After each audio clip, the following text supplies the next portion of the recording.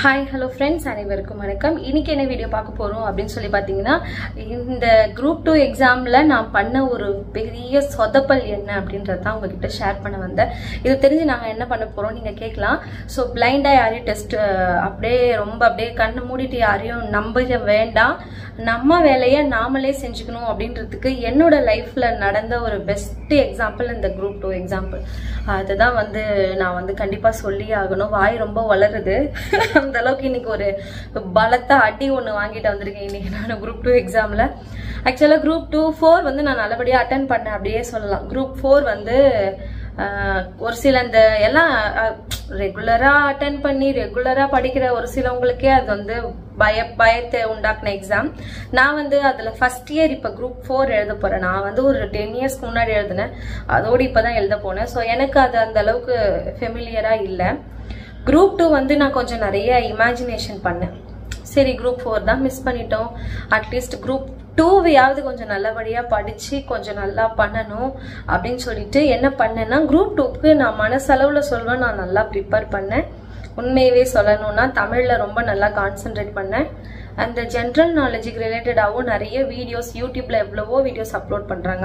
அவங்களது எல்லாத்தையும் பார்த்து கத்துக்கிட்டேன். ஸோ group 2க்கு ஒரு 50% ப்ரிப்பேரா இருந்தேன் அப்படின்னே சொல்லலாம். ஸோ group 2க்கு நான் அப்ளை பண்ணது லேட்டா அப்ளை பண்ணேன். ஸோ எனக்கு எக்ஸாம் சென்டரும் கிடைக்கல.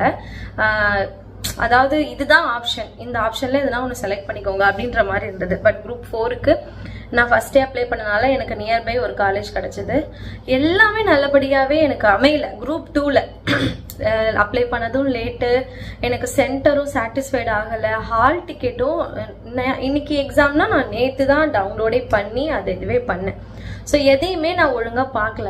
என்ன ரீசன் அப்படின்னா நமக்காக இன்னொருத்தவங்க பண்ணி கொடுக்குறாங்க, அவங்க பண்ண போறாங்க. நம்ம வேலை நம்ம சும்மா உட்காந்து போய் அட்டன் பண்ணிட்டு வருவோம் அப்படின்ற ஒரு பிளைண்டா ட்ரஸ்ட் பண்ணிட்டேன். அதுதான் நான் பண்ண பெரிய தப்புன்னே சொல்லலாம். ஸோ group 2 ஹாலுக்குள்ள போய் நான் கொஸ்டின் பேப்பர் வாங்குற வரைக்கும் எனக்கு தெரியாது எனக்கு என்ன அவங்க அப்ளை பண்ணிருக்காங்க அப்படின்னு சொல்லிட்டு. கொஸ்டின் பேப்பரை வாங்கி பாக்குறேன், ஜென்ரல் இங்கிலீஷ். அங்கேயே அழுகையா வருது. எக்ஸாம் ஹாலே உட்காந்து தேம்பி அழுது இன்வெஜிலேட்டர்லாம் என்னம்மா எதனா ஹெல்த் இஷ்யூன்னா சொல்லணுமா, ரெஸ்ட் கூட எடுத்துக்கோ, லாஸ்ட் மினிட்ல ஆனா நீ ஷேட் பண்ண கஷ்டமா இருக்குமே அப்படி இப்படின்னு எனக்கு அட்வைஸ் எல்லாம் பண்ணாங்க. என்னதான் ரீசன், நீ ஏன் அழுவுற, குழந்தை எதனா விட்டு வந்துட்டியா அப்படின்ற மாதிரிலாம் கேக்குறாங்க.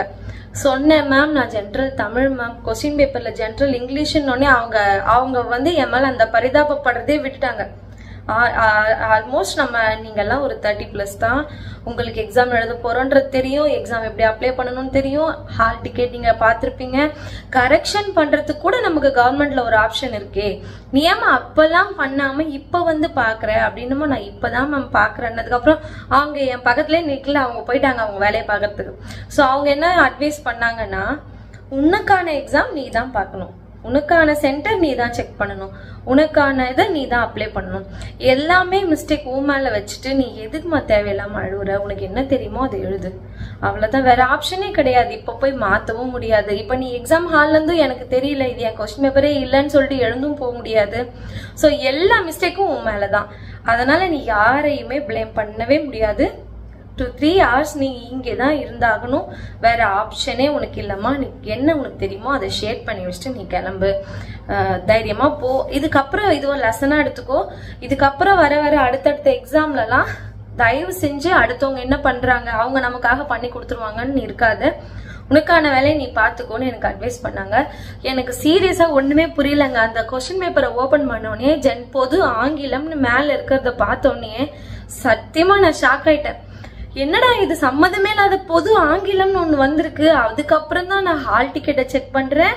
அங்க மேல ஜென்ரல் இங்கிலீஷ் அப்படின்ட்டு என் ஹால் டிக்கெட்ல தெளிவா கொடுத்துருக்காங்க. அந்த ஹால் டிக்கெட்டை நான் அட்லீஸ்ட் ஒரு 1 week முன்னாடி பாத்திருந்தாவாச்சும் நான் இன்னைக்கு எக்ஸாம் சென்டருக்கே போயிருந்திருக்க மாட்டேன். போனா போது நம்ம அப்ளை பண்ண காசுன்னு சொல்லிட்டு விட்டுருப்பேன். அதையும் நான் பண்ணல. எக்ஸாம் ஹாலுக்குள்ள போகும்போது தான் நான் ஹால் டிக்கெட்டே பாக்குறேன். அப்புறம் எல்லாத்துலயும் ஜென்ரல் இங்கிலீஷ் இதுதான் கொடுத்துருக்காங்க. சோ அப்ளை பண்ண இடத்துக்கு நான் போயிருந்திருக்கணும். அது என் மேல மிஸ்டேக், நான் போகல. அட்லீஸ்ட் அவர் ஓகேன்னு கொடுத்ததுக்கு அப்புறமாவது அந்த ஃபார்மை பார்த்துருக்கணும், அதையும் நான் பார்க்கல. லாஸ்ட் மினிட்ல நமக்கு கரெக்ஷன் பண்றதுக்கு ஒரு டேட் கொடுத்துருந்தாங்க, அப்பயாவது நான் கரெக்டா பண்ணிருக்கேன்னா நான் போய் ரீசெக் பண்ணிருக்கணும், அதையும் நான் பண்ணல. சோ இப்படி எல்லாமே என் மேலேயே தப்ப வச்சுட்டு யாரையும் நான் குறை சொல்ல விரும்பல. ஆக்சுவலா இந்த வீடியோ நான் போடுறதுக்கு ரீசனே ஒரு அவேர்னஸை கிரியேட் பண்ணணும், அதுதான், வேற ஒண்ணுமே இல்லை. ஸோ என்னோட குரூப் 2 கனவு அப்படியே சில்லா உடஞ்சு போச்சு. நான் குரூப் 4க்காவது ப்ரிப்பேர் பண்ணல, வீடியோ போடுறதோட நிறுத்திக்கிட்டேன். பட் குரூப் 2க்கு அப்படி இல்லை, நான் ப்ரிப்பேர் பண்ணி அதை நான் வேஸ்ட் பண்ணிட்டேன். இது எனக்கு ஃபர்ஸ்ட் எக்ஸ்பீரியன்ஸ் இல்லை, என்னோட கேர்லெஸ் மிஸ்டேக், நான் யாரையுமே பிளேம் பண்ணல. இதே போலதான் இப்ப பிஎட்ல ஒரு ஆன்லைன் கோர்ஸ் ஒன்று ஸ்வயம் அப்படின்னு சொல்லிட்டு ஒரு கோர்ஸ், எல்லாருமே ஆன்லைன் கோர்ஸ் அப்ளை பண்ணணும், அதாவது இப்ப அதுக்கு மேண்டட்டரி ஆயிடுச்சு. அந்த ஸ்வயம் கோர்ஸையும் எக்ஸாம் அட்டன் பண்ணேன், குவிஸ் அட்டன் பண்ணேன், அந்த அசைன்மெண்ட்ஸ் எல்லாம் முடிச்சேன். அதுக்குன்னு கொடுத்த அந்த குவிஸ் மாதிரி கொடுப்பாங்க, அந்த மந்த்லி வீக்லி டெஸ்ட் குவிஸ், அது எல்லாமே பண்ணேன். லாஸ்ட் மினிட்ல என்ன பண்ணேன், மெயின் டெஸ்ட்னு ஒண்ணு இருக்கும் பாத்தீங்களா, அதை கேர்லெஸ்ஸா விட்டுட்டு அதாவது நாளைக்கு தான், இன்னைக்கு நைட்டு 12 மணியோட க்ளோசிங் டைம், எக்ஸாம் அப்ளை பண்றதுக்கான க்ளோசிங் டைம். அந்த 11:55 வரைக்கும் வச்சு நான் அப்லோட் பண்ணிட்டு இருந்தேன். ஸோ நான் என்ன சொல்ல வரேன் அப்படின்ட்டு உங்களுக்கு புரிஞ்சிருக்கும்னு நினைக்கிறேன். ஸோ என்ன போல இருக்காதீங்க, எனக்கும் இது ஒரு லெசன். இதுக்கப்புறம் எந்த ஒரு விஷயத்துலயும் இந்த மாதிரி கேர்லெஸ்ஸா இருக்கக்கூடாது அப்படின்றத இன்னைக்கு அந்த 3 ஹவர்ஸ்லாம் நான் டிசைட் பண்ணிட்டேன். எனக்கு அந்த 3 ஹவர்ஸ் எனக்கு பிடிக்கவே இல்லை. அந்த எக்ஸாம் ஹாலுக்குள்ள இருக்க இப்படி இந்த அளவுக்கு இருந்திருக்கோமே நம்ம, கொஞ்சம் கூட ஒரு அவேர்னஸா இல்லாம. இதுக்கும் நான் ரொம்பவே விழிப்புணர்வா இருக்கேன்னு எல்லாருக்குமே தெரியும், என்னை சுத்தி இருக்கவங்க எல்லாருக்குமே. அந்த பொண்ணு கொஞ்சம் கரெக்டா பேசும், கரெக்டா பண்ணும், படிச்ச பொண்ணு, கொஞ்சம் நல்லா அறிவா இருக்க பொண்ணு, 4 விஷயம் சொல்ற பொண்ணு, இப்படியெல்லாம் பேர் எடுத்த நானே கடைசியில இந்த மாதிரி போய் சொதப்பலாயிடுச்சு. ஸோ என்னோட குரூப் 2 அப்படியே என்னோட கனவு அப்படியே போச்சு. இதுக்கப்புறம் டெட்டுக்கு கரெக்ஷன் பண்ற டேட் ஒன்று வரும், அந்த டேட்டை நான் இந்த முறை மிஸ் பண்ணக்கூடாது. நான் இந்த டெட்டுமே நான் நேர்ல போய் அப்ளை பண்ணல. எனக்கு தெரிஞ்ச ஒருத்தவங்க அவங்க எனக்கு ஆன்லைன்ல எல்லாமே முடிச்சு கொடுத்துட்டாங்க. ஜஸ்ட் அந்த அப்ளிகேஷன் ஃபார்ம் மட்டும், அது அப்ளிகேஷன் ஃபார்ம் செக் பண்ணிட்டு ஏதாவது கரெக்ஷன் இருந்தா போய் ஃபர்ஸ்ட் அதை பண்ணணும். இது எனக்கு ஒரு பெரிய லெசன். ஸோ என்ன மாதிரி யாராவது இருக்கீங்க அப்படின்னா, ஸோ அடுத்தவங்களே ரொம்ப நம்பாம நம்ம வேலையை நம்மளும் கொஞ்சம் போய் பார்க்கலாம் அப்படின்னு சொல்லிட்டு இருக்கணும். ஸோ குரூப் 2 எழுதினவங்க எப்படி இருந்துச்சு தமிழ், எனக்கு அது கொஞ்சம் சொல்லுங்க. ஈஸியா இருந்தா தயவு செஞ்சு சொல்லிடாதீங்க. அதை நினைச்சு நான் மனசு அப்படியே புடுங்கி அழுது எனக்கு அது தனி ஸ்ட்ரெஸ் ஆயிடும். கஷ்டமா இருந்தா மட்டும் எனக்கு வீடியோ கீழே கமெண்ட் பண்ணுங்க. நான் இன்னும் எந்த யூடியூப் சேனலையும் போய் செக் பண்ணல. குரூப் 2 தமிழ், ஜென்ரல் தமிழ் எப்படி இருக்கும்னு சொல்லிட்டு அதை வேற பார்த்தா எனக்கு ரொம்ப மன உளைச்சல் ஆயிடுமேன்னு சொல்லிட்டு அதை பார்க்கவே இல்லை, அப்படியே வச்சுட்டேன். என்னை பொறுத்த வரைக்கும் ஒரு தமிழ் மேஜரா எடுத்து இங்கிலீஷ் ஓரளவு அட்டன் பண்ண முடிஞ்சது. ஓரளவு கொஞ்சம் படிச்சிருந்தோம்னா இங்கிலீஷும் எழுதிருக்கலாம் அப்படின்ற மாதிரி தான் தோணுச்சு. எப்படி இருந்தது, ஜென்ரல் நாலேஜ் கூட ஓகே தான் அப்படின்ற மாதிரி தான் எனக்கு தெரிஞ்சு. கம்பேர்ட் டு குரூப் 4, குரூப் 2 அந்த அளவுக்கு ஒன்றும் எனக்கு டஃபஸ்ட் டாஸ்கா தெரியல.